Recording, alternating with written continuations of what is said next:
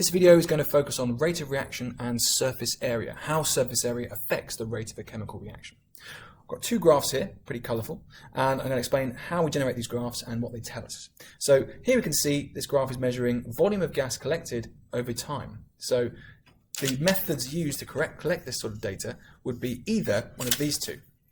You could collect the gas into a measuring cylinder inverted in a bucket of water or a trough of water. This is downward displacement, and again the important thing is the measuring cylinder has a graduated scale. It has a scale so we can see the volume of gas collected. The other method you could use is if the gas were soluble in water, you wouldn't want to use downward displacement because you might not get an accurate result. You would use a measuring cylinder. So again, the reaction mixture is bubbling away, you collect the gas into a gas syringe and it pushes back the plunger, and again you can see the volume of gas collected, and if you had a stopwatch you could time how long it took to collect a certain volume of gas. Either way, you're going to generate a graph a bit like this. Volume of gas in centimeters cubed, time in seconds. Units must be included.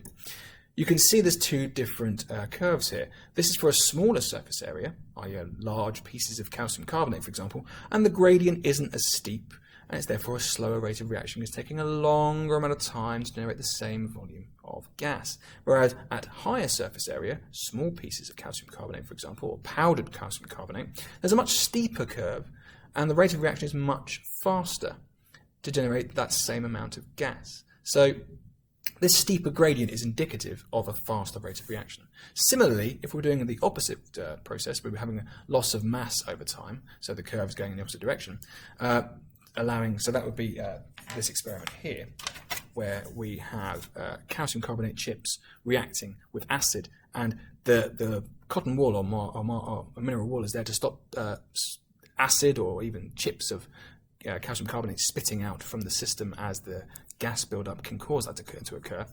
So it's not there to stop the gas escaping. The carbon dioxide gas will quite easily penetrate the cotton wool or mineral wool and escape, hence the loss in mass. So this is the way we would do this experiment.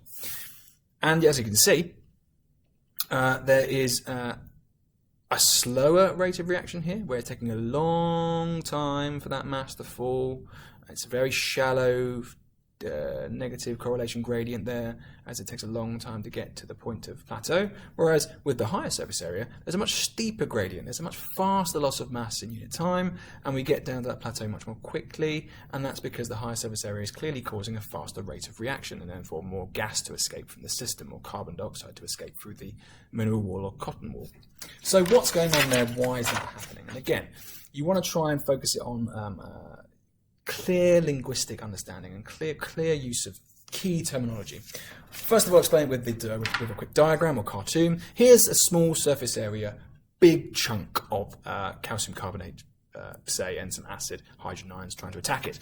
There's not much collision going on here. You can see it's a big surface in terms of it's got one singular surface here, but nothing else, and it's taking a while for the reaction to get going. It's a big chunk, and actually its overall surface area is quite small because it's only got a few surfaces in which the acid hydrogen ions can actually interact with. Whereas here's a big surface area example. It's counterintuitive, I know, but this is a big surface area because we have tiny pieces of marble chip, and suddenly all of these surfaces which were inside the center of this block, which were inaccessible to the hydrogen ions, are now accessible to the hydrogen ions. They can get onto any of these surfaces, and that means that there's many more collisions taking place. There's one here, one here, one here, whereas in this example there were none.